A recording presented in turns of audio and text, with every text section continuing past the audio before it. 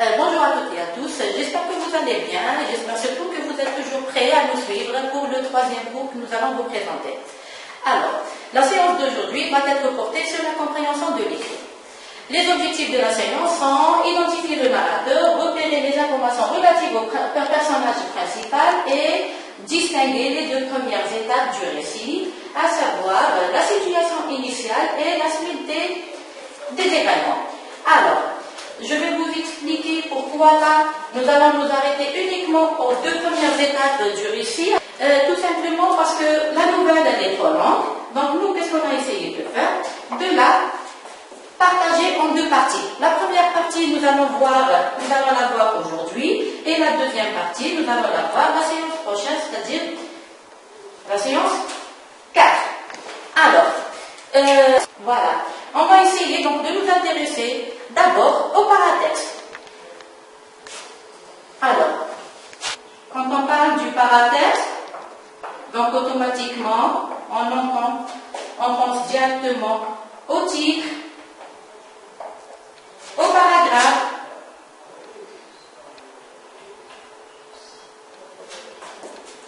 à la source et à la typographie.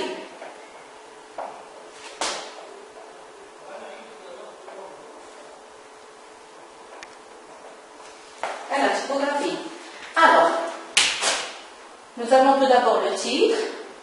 Donc, le titre de ce récit-là est la parure. On va essayer de compter les paragraphes. 1, 2, 3, 4. Vous passez encore 5, 6, 7. C'est bon. Donc, en tout, nous avons 7 paragraphes.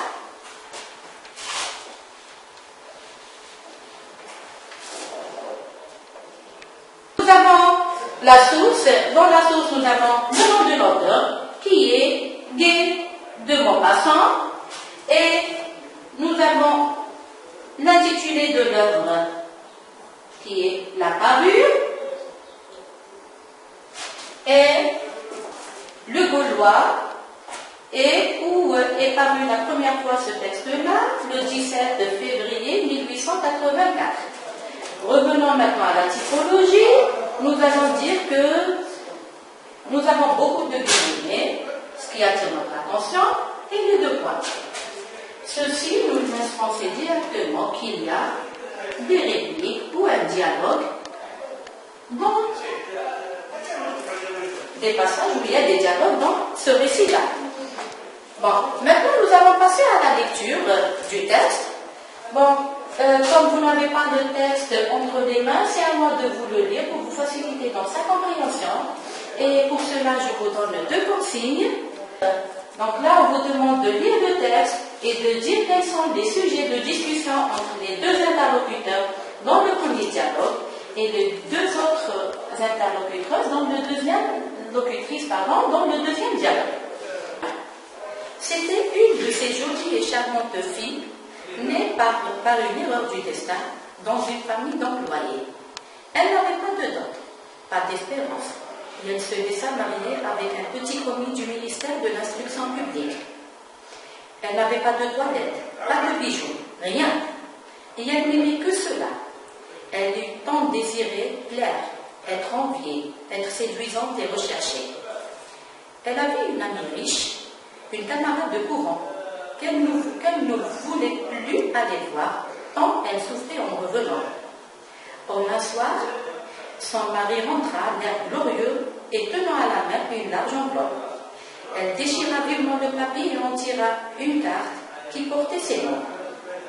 Le ministre de l'Instruction publique et Madame Georges Ramponneau prit Monsieur et Madame Loisel de leur faire l'honneur de venir passer la soirée à l'hôtel du ministère le lundi 18 janvier. Elle le regardait d'un œil irrité et elle déclara avec impatience: « Que veux-tu que je me mette sur le dos pour aller là ?» Il n'y avait pas songé. Il balbutia. « Mais la robe avec laquelle tu vas au théâtre, elle me semble très bien à moi. »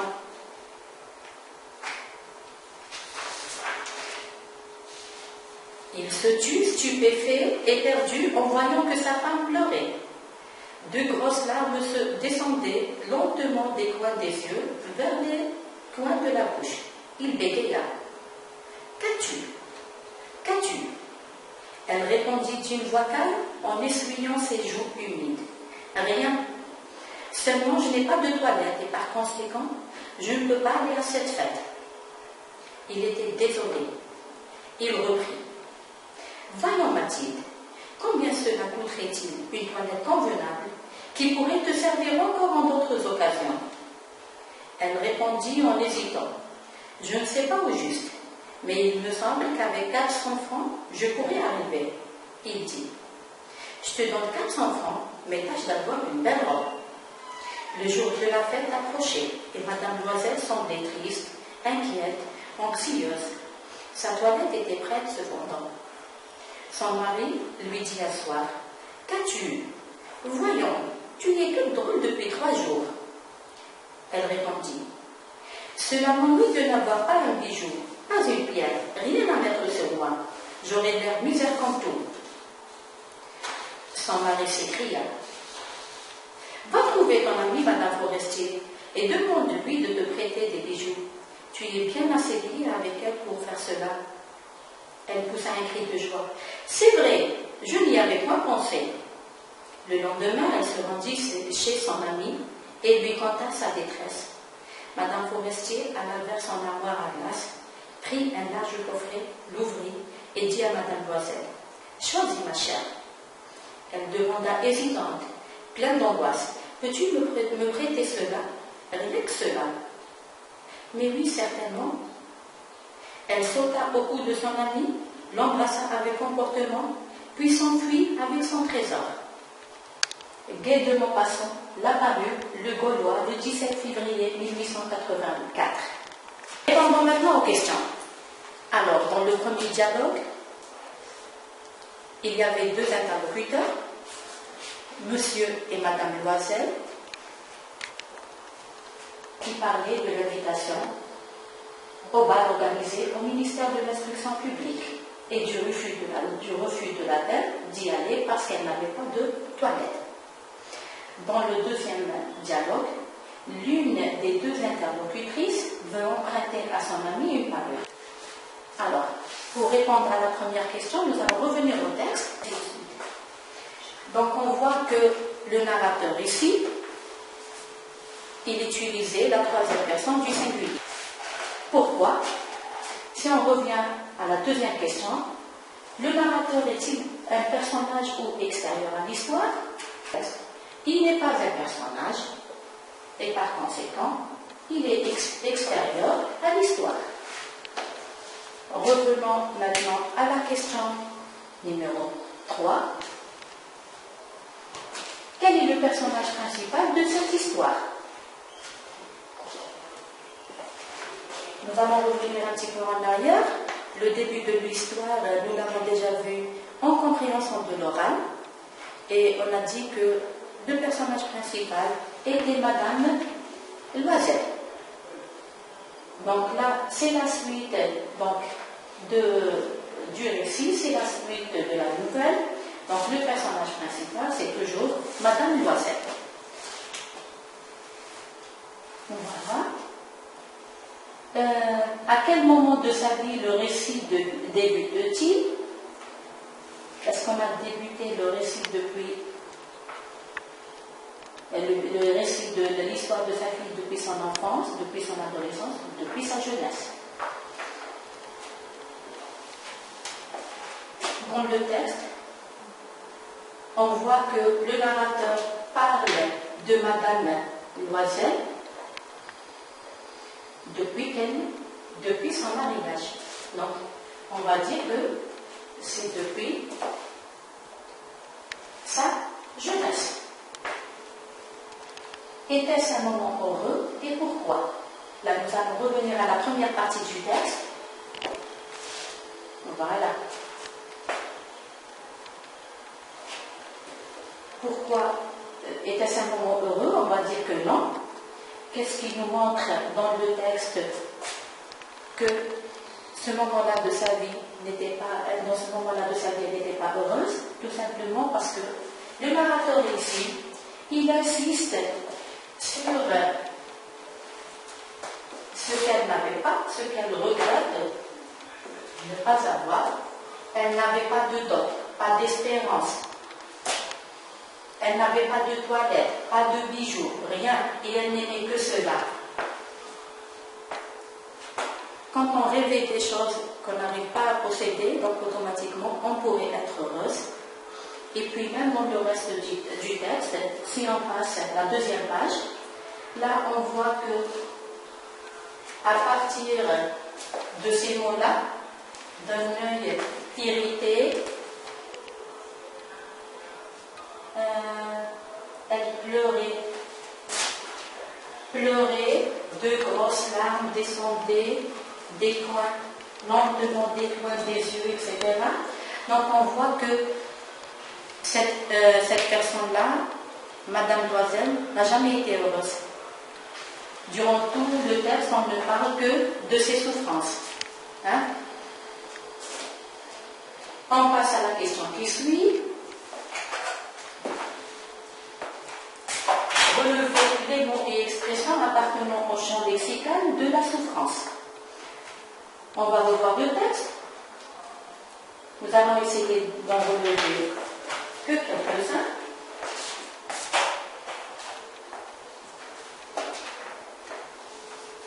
Les mots et expressions, donc quand on vous dit pas d'espérance, ça fait partie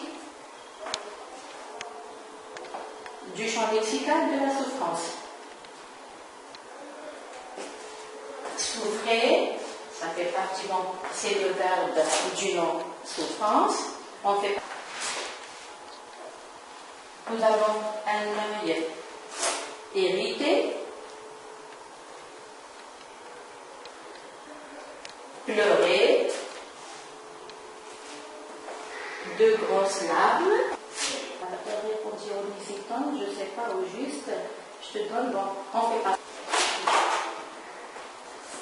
Triste, inquiète et anxieuse. On passe à la dernière. Et là, nous avons détresse. Voilà. Bon, on s'arrête ici. On passe à la question qui suit. Donc, tous ces mots et expressions qu'on vient de souligner relèvent du champ lexical de la souffrance. On passe à la question numéro 6. Quand et où se passe la scène racontée dans cet extrait? Quand? On va relever. Regardez là dans le 4e paragraphe. Nous avons un soir.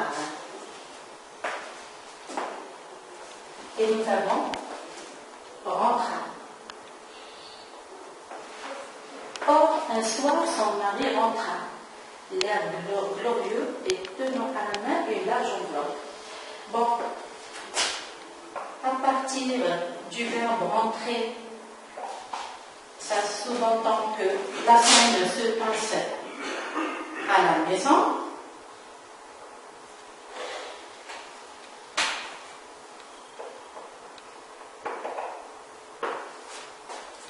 Et puisque nous avons un soir, c'est-à-dire bon, c'est la fin de la journée, enfin, journée. Donc là, c'est l'indicateur de temps, TPS, et à la maison, c'est l'indicateur de lieu. Voilà. On passe maintenant à la deuxième série de questions.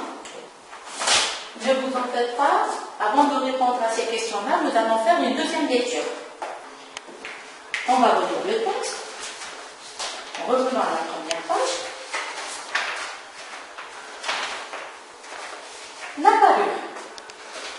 C'était une de ces jolies et charmantes filles, nées comme par une erreur du destin, dans une famille d'employés. Elle n'avait pas de dot, pas d'espérance, et elle se laissa marier avec un petit commis du ministère de l'Instruction publique. Elle n'avait pas de toilette, pas de bijoux, rien, et elle n'aimait que cela. Elle eut tant désiré plaire, être remplie, être séduisante et recherchée. Elle avait une amie riche, une camarade de couvent, qu'elle ne voulait plus aller voir, tant elle souffrait en revenant. Or, un soir, son mari rentra, l'air glorieux, et tenant à la main une large enveloppe. Elle déchira vivement le papier et en tira une carte qui portait ces mots. Le ministre de l'Instruction publique et Madame Georges Ramponneau prie Monsieur et Madame Loisel de leur faire l'honneur de venir passer la soirée à l'hôtel du ministère, le lundi 18 janvier. Elle le regardait avec vérité et elle déclara avec impatience: « Que veux-tu que je me mette sur le dos pour aller là ?» Il n'y avait pas songé, il m'habitua. Mais la robe avec laquelle tu vas au théâtre, elle me semble très bien à moi. Il se tut, stupéfait et perdu en voyant que sa femme pleurait. Deux grosses larmes descendaient lentement des coins des yeux vers les coins de la bouche. Il bégaya. « Qu'as-tu ? Qu'as-tu » Elle répondit d'une voix calme en essuyant ses joues humides. « Rien. Seulement, je n'ai pas de toilette et par conséquent, je ne peux aller à cette fête. » Il était désolé. Il reprit. « Voyons, Mathilde, combien cela coûterait-il? Une toilette convenable qui pourrait te servir encore en d'autres occasions. » Elle répondit en hésitant. « Je ne sais pas au juste, mais il me semble qu'avec 400 francs, je pourrais arriver. » Il dit. « Je te donne les 400 francs, mais tâche d'avoir une belle robe. » Le jour de la fête approchait, et Madame Loisel semblait triste, inquiète, anxieuse. La toilette était prête cependant. Son mari lui dit un soir: « Qu'as-tu? Voyons, tu es toute drôle depuis 3 jours. » Elle répondit: « Cela m'ennuie de n'avoir pas un bijou, pas une pierre, rien à mettre sur moi. J'aurais l'air misère qu'en tout. » Son mari s'écria: « Va trouver ton amie, Madame Forestier, et demande-lui de te prêter des bijoux. Tu es bien assez lié avec elle pour faire cela. » Elle poussa un cri de joie. C'est vrai, je n'y avais pas pensé. Le lendemain, elle se rendit chez son amie et lui conta sa détresse. Madame Forestier alla vers son armoire à glace, prit un large coffret, l'ouvrit et dit à Madame Loisel: « Choisis, ma chère. » Elle demanda hésitante, pleine d'angoisse: « Peux-tu me prêter cela? Rien que cela. » « Mais oui, certainement. » Elle sauta au cou de son ami, l'embrassa avec comportement, puis s'enfuit avec son trésor.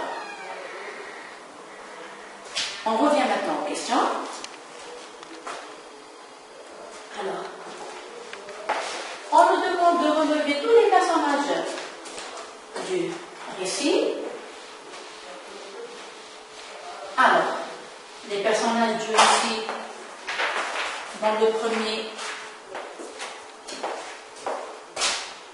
texte, nous avons, dans la première partie, nous avons Monsieur et Madame Loisel. Nous avons Madame Forestier. Et nous avons également le ministre de l'Instruction publique,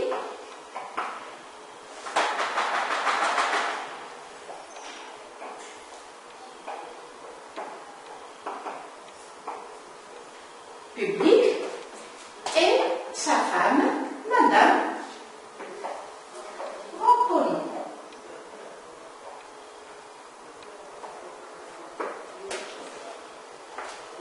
Donc ceux qui vont organiser la fête. En tout, si on va les compter, on va dire 1, 2, 3, 4 et 5. Nous avons en tout 5 personnages. À partir de quel paragraphe intervient le deuxième personnage?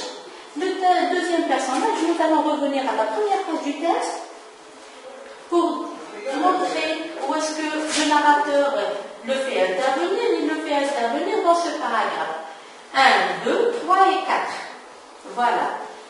Son mari rentra. Il intervient en apportant en apportant une large enveloppe, une enveloppe où il y a une invitation pour lui, pour sa famille, lui, pour aller au bal organisé par le ministre de l'Instruction publique et Madame Bonpono. Donc le deuxième personnage, il intervient au 4e paragraphe. Voilà, on revient à la question. Voilà, à partir de quel intervient le deuxième personnage. Que fait le narrateur dans les paragraphes précédents? C'est-à-dire que l'auteur dans le premier, deuxième et troisième paragraphe, que faisait-il? Donc si on va les relire, on va dire que dans ces trois paragraphes-là, l'auteur ne parlait que de Madame Loisel. Donc il parlait de son portrait physique, il a parlé également de sa situation financière, de sa situation familiale et de ses sentiments. On passe à la question qui suit. Donc dans le paragraphe 1, 2 et 3, on va dire qu'il y avait beaucoup plus de la description de Madame Loisel. Alors, relevé du texte, le passage qui introduit l'événement qui vient perturber la situation initiale et souligner l'indicateur de temps contenu dans ce passage. En fait, le passage qui introduit l'événement qui vient perturber la situation initiale, donc cette situation initiale, elle est là où le narrateur se contentait uniquement de décrire la vie de Madame Loisel. Dans la deuxième partie, c'est-à-dire à partir du 4e paragraphe, on avait la phrase suivante. Or, un soir, son mari rentra, l'air glorieux et tenant à la main une large enveloppe. Elle déchira vivement le papier et en tira une carte qui portait ces mots. Ces mots-là sont en relation avec l'invitation. Je reviens à la phrase. Or, un soir. Donc, la phrase ou l'élément perturbateur ici, c'est bien quand son mari rentra à la maison avec une invitation. Donc, on va dire que ce qui a perturbé la situation initiale, c'est bien l'invitation qu'ils ont reçue de la part de Monsieur le ministre de l'Instruction publique et de sa femme, Madame Bonpono, Georges Bonpono. D'accord? Alors, l'indicateur de temps qui marque cet élément modificateur, c'est bien un soir. On passe à la question qui suit. Voilà. Dans le paragraphe précédent, au relevé du texte, le passage qui introduit l'événement qui vient perturber la situation initiale et souligner l'indicateur de temps, on vient de le souligner, c'est un soir, dans ce passage. 4. Quelle était la réaction de Madame Loisel lorsqu'elle lut le contenu de l'enveloppe? Bon, est-ce qu'elle était heureuse? Question 4. Madame Loisel n'était pas heureuse. Qu'est-ce qu'on a dit ici? Elle le regardait d'un œil irrité. Et elle déclara avec impatience, que veux-tu que je me mette sur le dos pour aller là? Donc automatiquement, elle n'était pas contente. En lisant le contenu donc, de l'enveloppe, en apprenant qu'elle a été invitée pour le bal de Madame et Monsieur, de Monsieur le ministre et sa femme, Madame plutôt, c'est pas sa femme, Monsieur le ministre et Madame Georges Bonpono. Alors, donc sa réaction, elle n'était pas contente et elle a refusé d'y aller. On passe à la question qui suit. Quelle raison avançait-elle pour justifier sa décision? Elle a refusé d'y aller. Donc là, elle lui a dit qu'elle n'avait pas de toilette, elle n'avait pas de robe à mettre pour aller à la fête. La question qui suit.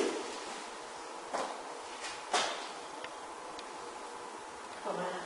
Ici, quelle était la réaction de son mari? Et par conséquent, donc son mari, il lui propose de l'argent pour acheter une belle robe. Voilà. On passe à la question directement qui suit. 5. Pourquoi Madame Loisel n'était pas décidée à aller au bal après avoir acheté une nouvelle robe? Là, on a lu tout à l'heure dans la page 3. Page 3, en bas. La page qui suit celle-là. Voilà. En bas. Voilà.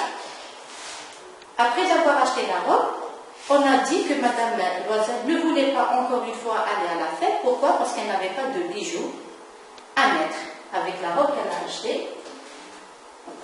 Et dans le texte, qu'est-ce qu'elle lui a dit? Quand il lui a demandé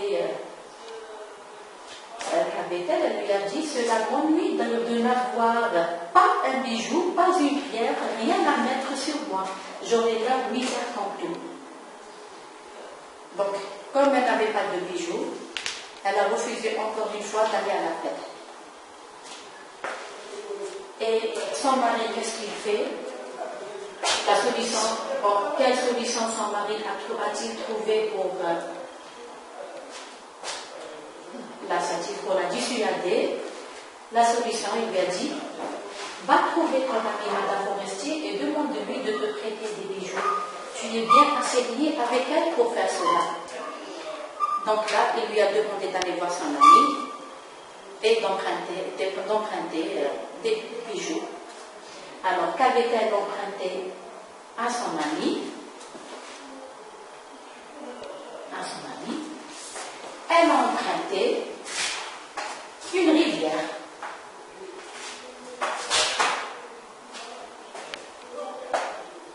Donc, elle a emprunté une rivière. Peux-tu me prêter cela? Rien que cela. Pardon, là on a enlevé une partie, là où on a dit qu'il s'agissait d'une parure. Elle a emprunté une parure et elle est rentrée chez elle. La 8e question, toujours dans le cadre de l'analyse, on vous a proposé ici un texte, un petit passage lacunaire à remplir pour pouvoir en quelque sorte comprendre l'histoire ou la première partie de cette histoire-là dans sa globalité.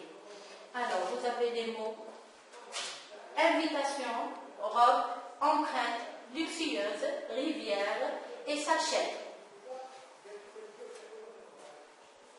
On va les mettre à la place des pointillés. Mathilde rêve d'une vie alors qu'elle mène une simple existence bourgeoise. Un soir, son mari rentre à la maison avec pour une soirée au ministère. Mathilde veut bien y aller et pour ne pas laisser se montrer au travers de son rang, elle, avec les petites économies de son mari, une belle et une de diamant à son amie de couvent, Madame Forestier. Là, je me permets uniquement de vous expliquer le mot rivière parce que nous ne l'avons pas vu dans cette première partie. Le mot rivière qui veut dire une parure. D'accord? Alors, je vous donne des solutions directement. Qu'est-ce qu'on va dire? Mathilde rêve d'une vie luxueuse alors qu'elle mène une simple existence bourgeoise. Un soir, son mari rentre à la maison avec une invitation pour une soirée au ministère. Mathilde veut bien y aller et pour ne pas laisser se montrer au travers de son rang, elle s'achète avec les petites économies de son mari une belle robe et emprunte une rivière de diamants à son amie de couvent, Madame Forestier. Passons maintenant à la synthèse où on va essayer de voir c'est quoi la nouvelle et qu'est-ce qu'on trouve toujours dans la première partie ou dans la première étape donc, de la nouvelle et dans la deuxième étape aussi, dans la deuxième partie, à savoir la situation initiale et le déroulement des événements ou la suite d'action. La nouvelle, des mots à mettre à la place des pointillés, nous avons mots ou expressions, mettre en place, personnage, réaliste, conditions de vie, changement, atmosphère, lieu, présenter, situation, réalité et circonstances. La nouvelle réaliste présente des personnages, des que l'on pourrait trouver dans la La situation initiale permet de l'action et de créer une réalisme. Elle insiste sur les de l'action.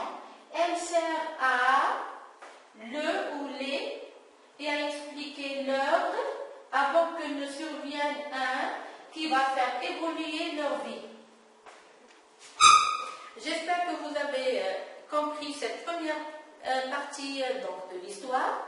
Je vous souhaite un bon courage et à la prochaine séance pour la deuxième partie, donc toujours de cette séance-là de compréhension de l'écrit, où vous allez voir la deuxième partie de l'histoire.